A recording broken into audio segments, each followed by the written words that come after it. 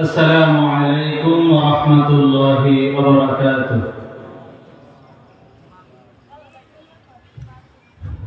الحمد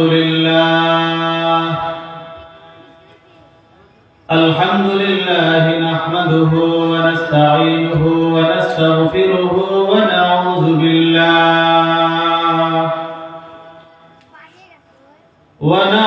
بالله من شرور أنفسنا ومن سيئات أعمالنا. من يهده الله فلا مضل له ومن يضلله فلا هادي له. ونشهد أن لا إله إلا الله وحده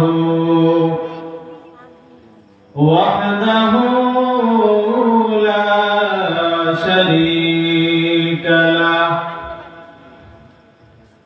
ونشهد أن سيدنا وسندنا وحبيبنا وطبيب قلوبنا ومولانا وأولانا محمدا عبده ورسوله. أما بعد فأعوذ بالله من الشيطان الرجيم. بسم الله الرحمن الرحيم. قل إن الموت الذي تفرون منه فإنه ملاقيكم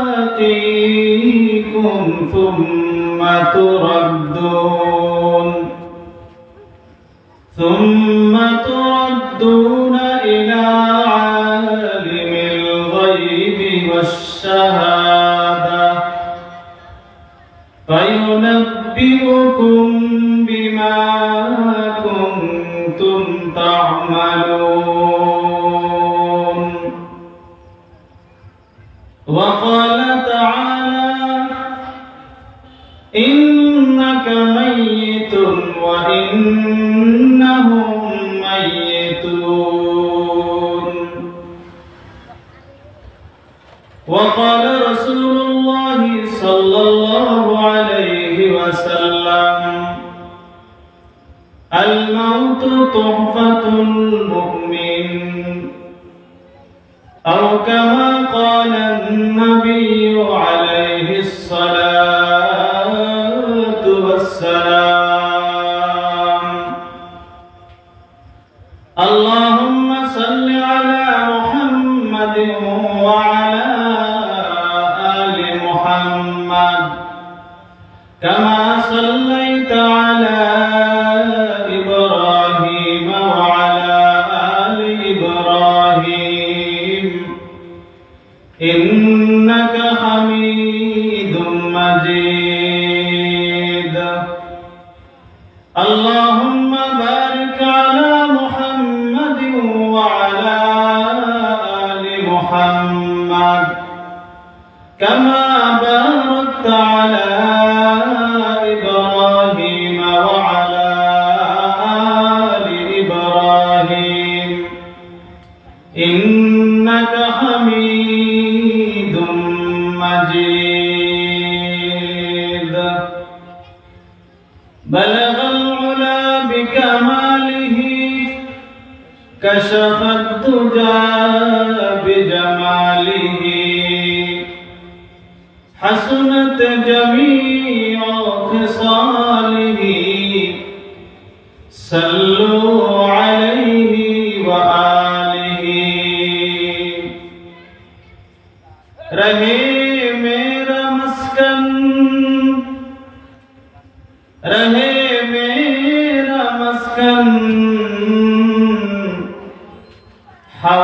वाली काबा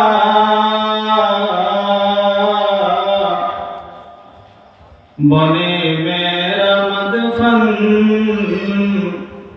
दियारे मदीना बलगल उला बिकमालिही कशफत दुजा बिजमालिही हसनत जमीउ खिसालिही सल्लु अलैहि व आलिहि। अल्हम्दुलिल्लाह। লতিফপুর দক্ষিণ পাড়া বাইতুল ফালাহ জামে মসজিদ কর্তৃক আয়োজিত অধ্যকার নুরানি মহতি মাহফিলের সম্মানিত সভাপতি, মঞ্চে উপবিষ্ট হযরতে উলামায়ে কেরাম, আমার সম্মুখ পানে বসা এলাকার দিনদার দিন দরুদি ধর্মপ্রাণ মুরব্বিয়ানে কেরাম, কলিজার টুকরা যুবক ভাইগণ, পর্দার অন্তরালের শ্রদ্ধেয়া সম্মানিতা মুসলিমা মা ও বোনেরা, মহান আল্লাহ পাক রব্বুল আলামিনের দরবারে আবারও লাখ কোটি শুকরিয়া আদায় করছি এজন্য যিনি আমাদের সকলকে আজকের এই মুহূর্তে দুনিয়ার একটা শ্রেষ্ঠতম জায়গায়, মাগফিরাতের জায়গায়, রহমতের জায়গায়, গুনাহ মাফের জায়গায়, আল্লাহ এবং তার রাসূলের পছন্দনীয় জায়গায়, জান্নাতের বাগানে আমাদের সকলকে হাজির করেছেন। এজন্য জোরে সোরে চিল্লাইয়া শুকরিয়া আদায় করি আলহামদুলিল্লাহ। মাহফিলের আয়োজনে অনেক মানুষই মাহফিলের আশেপাশে ঘোরাফেরা করে, কিন্তু মাহফিলে আসার সুযোগ হয় না। মাহফিলের ইন্তজাম করা হয়েছে অনেক কষ্ট করে। যারা মাহফিলের ইন্তজাম করেন ওনাদেরকে জিজ্ঞেস করেন মাহফিলের পরে কি পরিমাণ কষ্ট হয়েছে আমাদেরকে এখানে বসাইতে। কাউকে উপরে বসাইছে, কাউকে নিচে বসাইছে, কাউকে চেয়ারে বসাইছে, কাউকে সম্মানের সাথে নিচে বসাইছে। এই বসাইতে গিয়া, এই অ্যারেঞ্জমেন্ট করতে গিয়া কত পরিশ্রম, কত মেহনত, কত রাত্র ঘুম নষ্ট করতে হয়েছে তাদেরকে জিজ্ঞেস করবেন। আর এই মেহনতের ফসল কেউ এখানে বসবে, কেউ শুনবে, এই জান্নাতের বাগানে এসে আল্লাহর বান্দারা হাজির হবে, তাদের গুনাহকে মাফ করাইয়া দিবে, তাদের ভবিষ্যতের জিন্দেগিকে সুন্দর করবে, জান্নাতের পথকে সুগম করবে। এজন্যই আসলে মাহফিলের ইন্তজাম। খুব স্বল্প সময়ে আল্লাহ পাক আমার সামনে যে ময়দানটা খালি পড়ে আছে, এই ময়দানটা আল্লাহ তাআলা অল্প সময়ে ভরপুর করে দেন বলি আমিন। কোরআনে কারীম থেকে আমি আপনাদের সামনে দুখানা আয়াতের অংশ, দুখানা আয়াত এবং রাসূল করিম সাল্লাল্লাহু আলাইহি ওয়াসাল্লামের একখানা প্রসিদ্ধ হাদিস তেলাওয়াত করেছি। আমি ভূমিকা ছাড়াই আমার আজকের আলোচ্য বিষয় শুরু করব ইনশাআল্লাহ। আমাদের জিন্দেগি, আমাদের জীবনের একটা মডেল আছে, আমাদের জীবনের একটা মডেল, আমাদের সামনে একটা মডেল রাখা আছে, যে মডেলটা পৃথিবীর কেউ দেয় নাই, যে মডেল মানব জাতির জন্য দান করেছেন, পাঠিয়েছেন কে? একমাত্র আল্লাহ। কিয়ামত পর্যন্ত যত মানুষ এই জমিনে আসবে, সমস্ত মানুষের জীবন এবং মৃত্যুর মডেল, সমস্ত মানুষের জিন্দেগি পরিচালনার মডেল, সমস্ত মানুষের জীবনের যা কিছু করবে কর্মপদ্ধতির মডেল একজন মহামানব, একজন মহামনীষী, তার নাম রহমতে আলম, নূরে মুজাসসাম, রহমতে আলম, রহমতে দু জাহান, মুহাম্মদুর রাসূলুল্লাহ সাল্লাল্লাহু আলাইহি ওয়াসাল্লাম। তিনি বিশ্ব মানবতার মডেল, তিনি বিশ্ব মানবতার আদর্শ। এই বিশ্ব মানবতা প্রত্যেকের সামনে যদি থাকে, তাহলে আমাদের জীবন হবে সে আদর্শ মহামানব মুহাম্মদুর রাসূলুল্লাহ আদর্শে গড়া আমাদের জিন্দেগি হবে। তিনি আমাদের মাসুক। মাসুক কাকে বলে? যার জন্য কেউ পাগল হয়, যার জন্য খানা পিনা ছেড়ে দেয়, যার জন্য ঘুম ছেড়ে দেয়, যার জন্য আরাম ছেড়ে দেয়, তাকে বলে মাসুক। উম্মতের মাসুককে বলেন আমাদের নবী। উম্মতের মাসুককে আমাদের নবী। আমাদের নবী আমাদের মাসুক। আমাদের নবী যে আমাদের মাসুক, এটা কি শুধু আমাদের মুখের কথা, না কাজেও বাস্তবায়ন করা লাগবে? যদি শুধু মুখের কথা হয়, কাজে বাস্তবায়ন না থাকে, তাহলে দুনিয়ার মানুষ তাকে বলে ধোঁকাবাজ, দুনিয়ার মানুষ তাকে বলে ভণ্ড। মুখে একরকম, কাজে আরেক রকম। দুনিয়ার মানুষ তাকে দাম দেয় না, বলে যে তুই খাতরা। মুহাম্মদুর রাসূলুল্লাহ আমাদের মাসুক, তিনি আমাদের প্রেমাস্পদ। তিনি যে আমাদের মাসুক শুধু মুখে বললে চলবে না, বরং আমার জিন্দেগি, পুরা জিন্দেগি মুহাম্মদুর রাসূলুল্লাহ আদর্শে গঠন করলেই ওনাকে আমাদের মাসুক বলা যাবে। নবীজি সাল্লাল্লাহু আলাইহি ওয়াসাল্লামের প্রত্যেকটা কর্ম উম্মতের জন্য ইশক, উম্মতের মহব্বতের বস্তু। মাসুকের যাবতীয় কাজকর্ম আশিকের কাছে ভালো লাগে। মাসুকের হাসি আশিকের কাছে ভালো লাগে।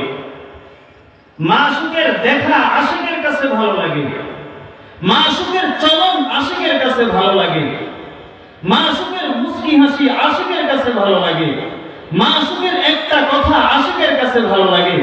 মাসুকের খাবার দাবার আশিকের কাছে ভালো লাগে। মাসুকের ঘুম আশিকের কাছে ভালো লাগে। মাসুকের পোশাক পরিচ্ছদ আশিকের কাছে ভালো লাগে। মাসুকের প্রত্যেকটা চাল চলন আশিকের কাছে ভালো লাগে। তবেই সে প্রকৃত আশিক।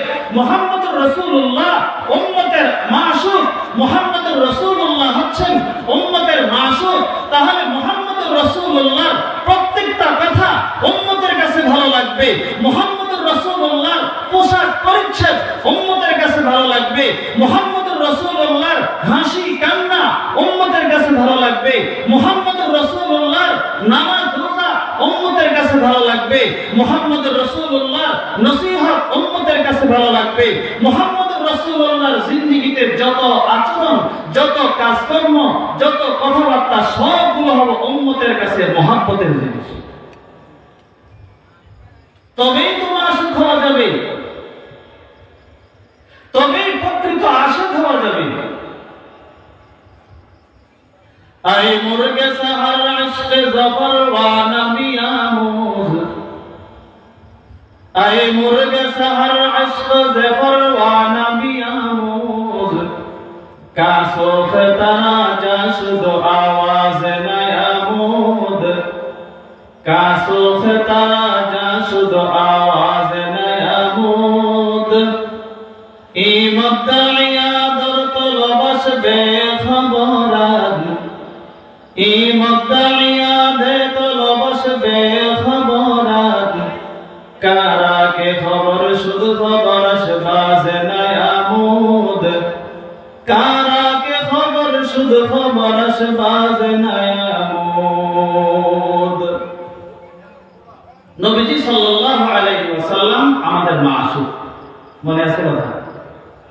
তাহলে নবীর টুপি আমাদের মহব্বত, নবীর দাড়ি বলেন না আমাদের মহব্বত, নবীর সুন্নাত আমাদের মহব্বত, নবীর পাগড়ি আমাদের মহব্বতের জিনিস, নবীর মেসওয়াক আমাদের মহব্বতের জিনিস, নবীর মসজিদ আমাদের মহব্বতের জিনিস, নবীর মাদ্রাসা আমার মহব্বতের জিনিস। নবীর সংশ্লিষ্ট যত বস্তু সবগুলো উম্মতের মহব্বতের জিনিস। যদি কোনো উম্মত বলে আমি নবীকে ভালোবাসি কিন্তু দাড়িওয়ালা দেখতে পারি না, আমি নবীকে মহব্বত করি কিন্তু টুপিওয়ালা দেখতে পারি না, আমি নবীকে মহব্বত করি কিন্তু মসজিদ মাদ্রাসা ভালো লাগে না।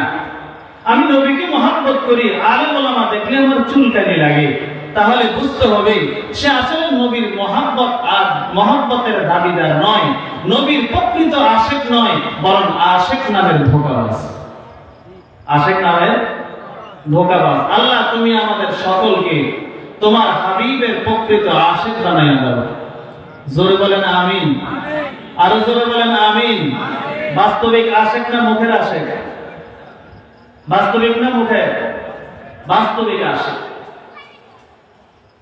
বাস্তবিক আশিকের সামনে মাসুকের পুরা জিন্দেগি থাকে। যেহেতু আমাদের মাসুক রহমতুল লিল আলামিন, তার নবীর জিন্দেগি কি আসলে আমাদের সামনে আছে? নাই। আজকে যদি আমি আপনাকে জিজ্ঞেস করি যে নবীর কয়জন বিবি ছিলেন, নবীর কয়জন সন্তান ছিলেন, নবী কোন দিন ইন্তেকাল করেছেন, নবীর ইন্তেকালের অবস্থা কেমন হয়েছিল, নবী কোন দিন দুনিয়াতে আগমন করেছিলেন, নবীর আগমন কেমন হয়েছিল, নবী সম্পর্কে কমন যে কথাগুলো এগুলো আমরা জানি না। আমরা এই কমন কথাগুলো জানি না, অথচ নবীর পুরা জিন্দেগি আমাদের সামনে হাজির থাকা দরকার ছিল। আমি আজকে আপনাদের কাছে শুধু নবীর জীবনের শুরুর একটু অংশ আর জিন্দেগির শেষ যেই দিন নবী দুনিয়া থেকে ইন্তেকাল করবেন ওই দিনের অল্প একটু অংশই কথা বলবো। আল্লাহ আমাদের তৌফিক দান করেন। আমাদের নবীর দুনিয়াতে আসা আর আমাদের নবীর দুনিয়া থেকে যাওয়ার বিষয়টা অন্যান্য মানুষ থেকে অনেকটা ভিন্ন ছিল। দুনিয়াতে আসার বিষয়টাও ভিন্ন আর দুনিয়া থেকে যাওয়ার বিষয়টাও ভিন্ন। আমার নবী যেই দিন দুনিয়াতে আসছিলেন ওই দিনটার নাম ছিল সোমবার। আরবিতে বলে ইয়াউমুল ইসনাইন, সোমবার দিন। রবিউল আউয়াল মাস ছিল, কিন্তু রবিউল আউয়াল মাসের কয় তারিখ ছিল এই নিয়ে ঐতিহাসিকদের মতে অনেকটা মতবিরোধ রয়েছে। রবিউল আউয়ালের কয় তারিখ নবীজি আসছেন এই ব্যাপারে মতামত থাকলেও সোমবার দিন নবী আলাইহিস সালামের শুভাগমন ঘটেছে এই কথার মধ্যে কারোর কোনো মতবাদ নেই। সোমবার দিন এসেছেন এবং রবিউল আউয়াল মাস ছিল। বাকি কয় তারিখ ছিল সেটা এই নিয়ে কয়েকটা কথা আছে। কেউ বলেছেন 8 তারিখ, কেউ বলেছেন 10 তারিখ, কেউ বলেছেন 9 তারিখ, কেউ বলেছেন 12 তারিখ, কেউ বলেছেন 14 তারিখ, কেউ বলেছেন 17 তারিখ। কথা বুঝতেছেন? জি, সবাই কথা বুঝতেছেন? তাহলে বার নিয়ে কারোর কোনো মতানৈক্য নেই। কি বার? জোরে বলেন কি বার? সোমবার। তারিখ নিয়ে কি আছে? মতবাদ আছে। 8 তারিখ, 9 তারিখ, 10 তারিখ, 12 তারিখ, 14 তারিখ মতানৈক্য আছে। আল্লাহ, মুহাদ্দিসিন কেরামের ঐতিহাসিকদের বড় জমাত তিনারা বলেছেন 9 তারিখ। অবশ্য কেউ কেউ 12 তারিখ বলেছেন, 8 তারিখ বলেছেন। আর রাহিকুল মাকতুম একটা সিরাতের কিতাব, ওই কিতাবের মধ্যে বলেছেন যে 9 তারিখ হওয়ার বিষয়টাই সবচেয়ে বেশি সহি কথা। কয় তারিখ? কথা মনে থাকো তো? 12 তারিখ দিয়েছিলেন। সোমবার দিন ঠিক আছে, তারিখ নিয়ে ইখতিলাফ আছে। সময়টা কি ছিল? সময়টা ছিল এমন এক সময় যে সময়টা না দিন না রাত্র, সেটা দিনেরও অংশ রাত্রেরও অংশ। সুবহে সাদিকের সময়, আমার নবীর শুভাগমন সুবহে সাদিকের সময়।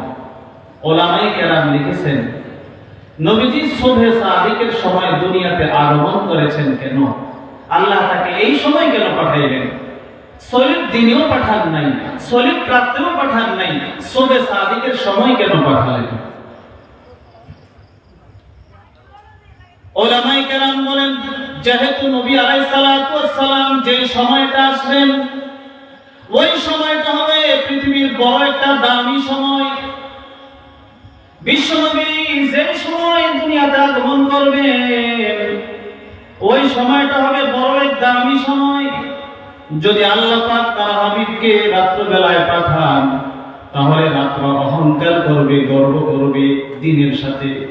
ও দিন, তোমার থেকে আমার মর্যাদা বেশি, কারণ রহমাতাল লিল আলামিন, আমার রাত্রের মধ্যে রহমাতাল লিল আলামিন দুনিয়াতে আসছেন। আর যদি শরীর দিনের মধ্যে রহমাতাল লিল আলামিনকে দুনিয়ায় পাঠানো হয়, তাহলে দিন রাত্রের সাথে গর্ব করে বলবে, ও রাত্র রহমাতাল লিল আলামিন দিনের বেলায় দুনিয়াতে আসছেন, শুভগমন ঘটেছে, এজন্য আমার দাম বেশি। রাত্র এবং দিন কাউকে এখানে নারাজ করা যাবে না, বরং দুজনকে খুশি রাখতে হবে।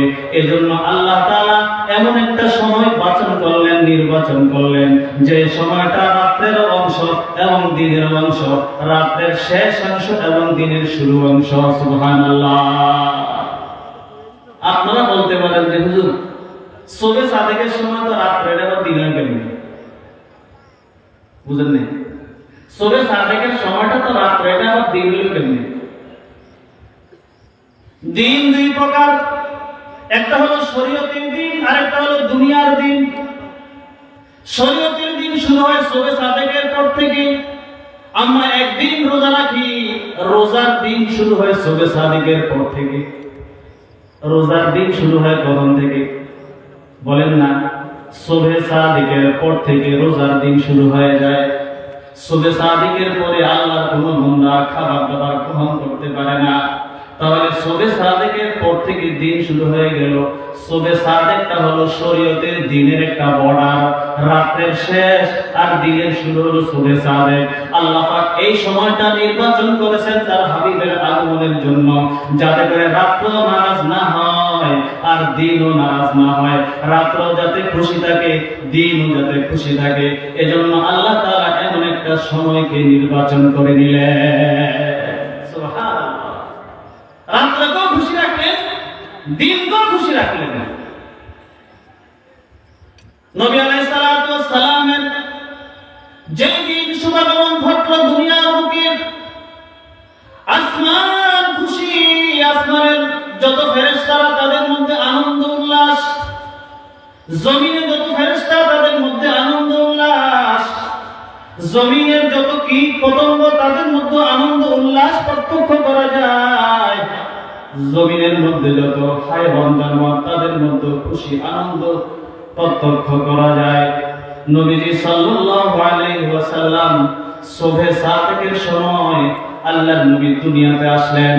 আম্মা জান, নবীজির আম্মা জান আমিনা বিনতে আব্দুল ওয়াহাব, আমিনা বিনতে ওয়াহাব, আমিনা বিনতে ওয়াহাব যতদিন পর্যন্ত আমার নবী পেটে ছিলেন, ততদিন পর্যন্ত দুনিয়ার সাধারণ মহিলারা সন্তান পেটে থাকার কারণে যেমন ভারাক্ত অনুভব করে, আমিনা বলেন, আমার সন্তান মুহাম্মদ ইবনে আব্দুল্লাহ যতদিন আমার উদরের মধ্যে ছিল, সাধারণ মহিলাদের মতো তাদের পেটে বাচ্চা আসার পরে যেমন ভারাক্ত অনুভব করে, অস্বাভাবিক একটা অবস্থা লাগে, আমার মুহাম্মদ যতদিন পর্যন্ত পেটে ছিল, আমি আমিনা ততদিন পর্যন্ত অস্বাভাবিক কোনো ভারাক্ত অনুভব করি না। নবী আলাইহিস সালাতু ওয়াস সালাম দুনিয়ায় আগমন করবেন এমন অবস্থা, হযরত আমিনা বিনতে ওয়াহাব সুন্দর সুন্দর স্বপ্ন দেখতে লাগলেন। আমিনা বিনতে ওয়াহাব সুন্দর সুন্দর ঘটনা দেখতে লাগলেন। যেই দিন রাহমাতাল লিল আলামিনের আগমন ঘটবে, ওই দিন আমিনা বিনতে ওয়াহাবের ঘরে আব্দুর রহমান ইবনে আউফের স্ত্রী ছিল। ওনার ঘরে আব্দুর রহমান ইবনে আউফের স্ত্রী একজন বড় সাহাবী আব্দুর রহমান ইবনে আউফ।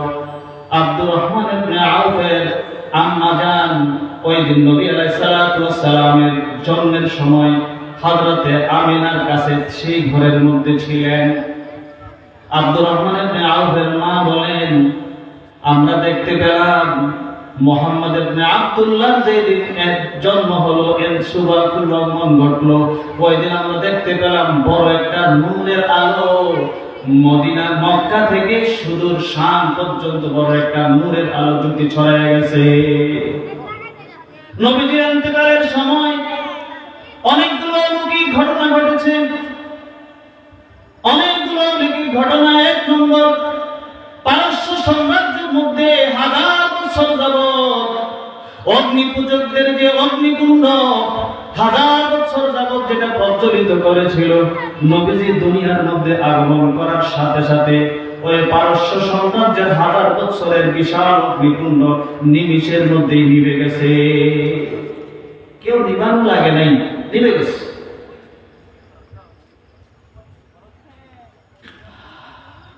পারস্য সাম্রাজ্যের এই অগ্নিকাণ্ড নিবার মাধ্যমে আল্লাহ পাক দুনিয়াবাসীকে জানিয়ে দিলেন, হে বিশ্ববাসী শোনো, দুনিয়ার মধ্যে আমার হাবিবের আগমনের পরে আমার হাবিব যেই ধর্ম নিয়ে আসবেন, আমার হাবিব যেই ইসলাম নিয়ে আসবেন, ওই ইসলামের সামনে পৃথিবীর সমস্ত ধর্মগুলো মিটে যাবে। কিসরার রাজপ্রাসাদ থেকে 14টা ইট নবীর ইন্তেকালের সাথে সাথে খুলে পড়ে গেল। নবী আলাইহিস সালাতু ওয়াস সালাম দুনিয়াতে আগমন করলেন। শিশু মুহাম্মদ দুনিয়াতে আগমন করার সাথে সাথে আমিনা বিনতে ওয়াহাবের সেই অন্ধকার ঘরটা নূরে নূরান্বিত হয়ে গেল, নূরে উজ্জ্বল হয়ে গেল। আমিনা বিনতে ওয়াহাবের ঘর, আব্দুল্লাহর ঘর নূরে নূরান্বিত হয়ে গেল। পুত্র মুহাম্মদকে নিয়া, নবজাতক মুহাম্মদকে নিয়া আমিনা বিনতে ওয়াহাব তার শ্বশুর আব্দুল মুত্তালিবের কোলে উঠাইয়া দিলেন। আব্দুল মুত্তালিব বড় খুশি হয়ে গেল।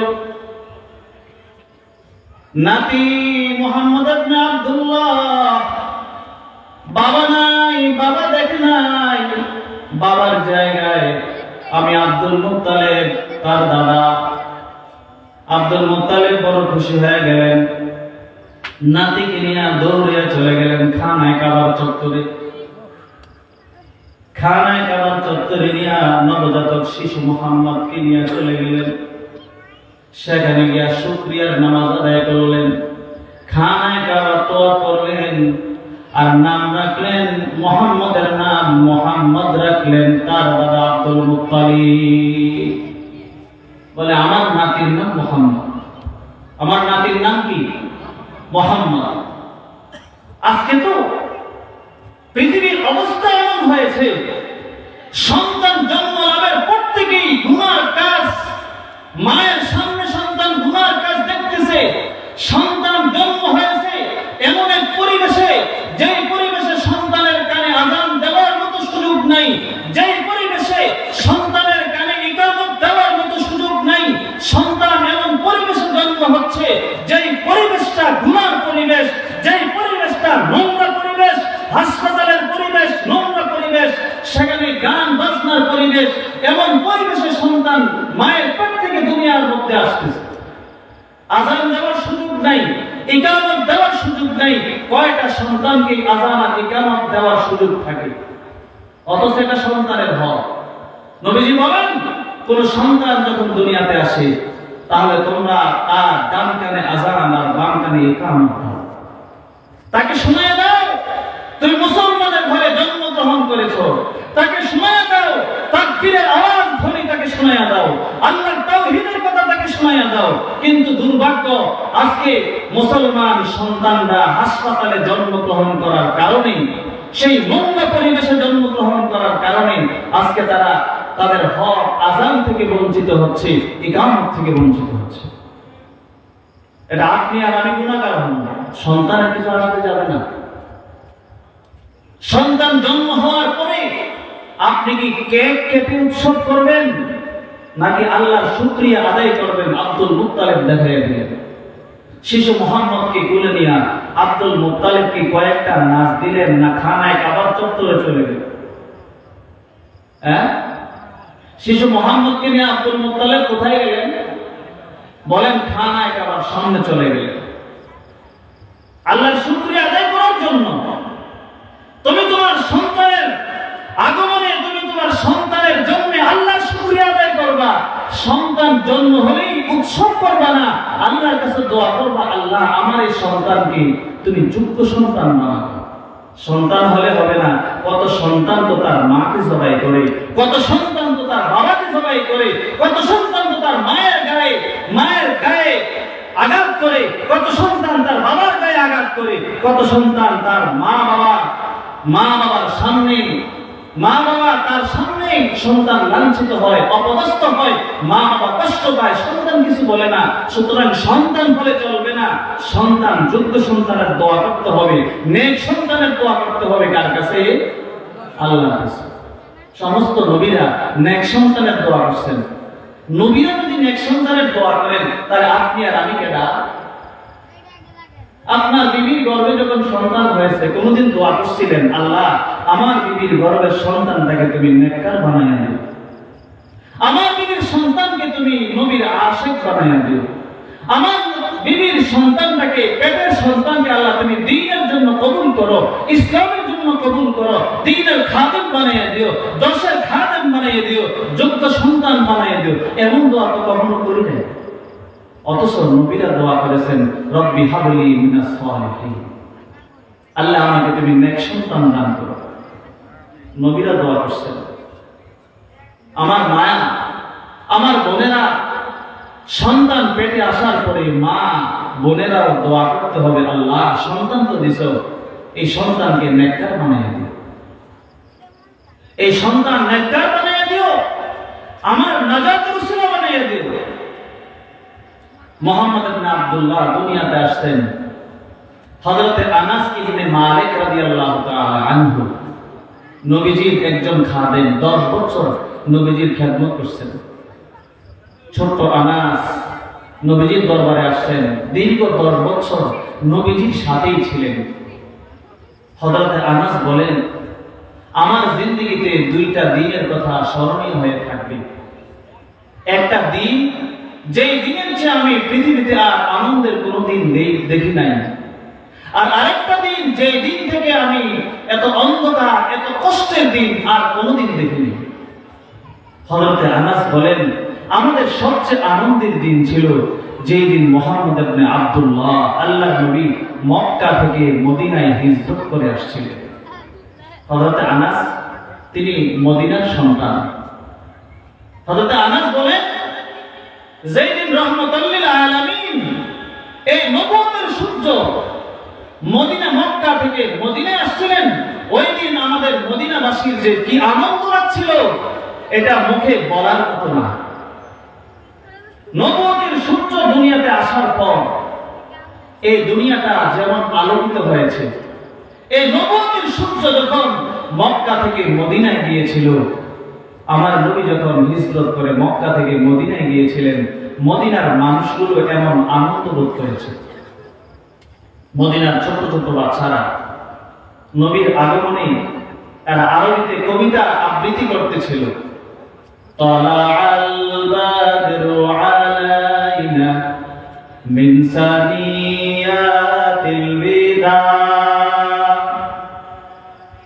তালাআল বাদরু আলাইনা মিন সানিয়াতিল বিদা, ওয়াজাবা শুকরু আলাইনা মা দাআ লিল্লাহি দা,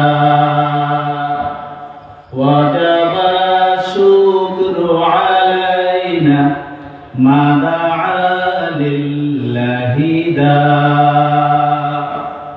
মদিনার ছোট ছোট বাচ্চারা কবিতা আবৃত্তি করছিল। আল্লাহ। হযরত আনাস বলেন, যেই দিন নবী মক্কা থেকে মদিনায় আসছেন, ওই দিনটা আমাদের মদিনাবাসীর জন্য ছিল পৃথিবীর সবচেয়ে আনন্দের দিন, সবচেয়ে বেশি আনন্দের দিন। আর পৃথিবীর সবচেয়ে বেশি কষ্টের দিন, অন্ধকার দিন ছিল আমাদের ওই দিন, যে দিন বিশ্ব নবী মুহাম্মদ রাসূলুল্লাহ সাল্লাল্লাহু আলাইহি ওয়াসাল্লাম দুনিয়া থেকে আখিরাতে ইন্তেকাল করেছেন। নবীজির এই শুভাগমনটা আমি আপনাদের কাছে অল্প একটু বললাম। নবীজির এই শুভাগমনটা ছিল যেমন একটু ভিন্ন ধরনের, ঠিক নবীজির ইন্তেকালটাও ছিল একটু ভিন্ন ধরনের। নবীজির জন্ম, নবীজির ইন্তেকাল উম্মতের সামনে যদি থাকে, উম্মত নবীজির জন্ম নিয়ে ইন্তেকাল নিয়ে যদি সব সময় ফিকির করতে থাকে, নবীর ইন্তেকালের সময়টা যদি উম্মতের সামনে থাকে, তাহলে উম্মত উপলব্ধি করতে পারবে একজন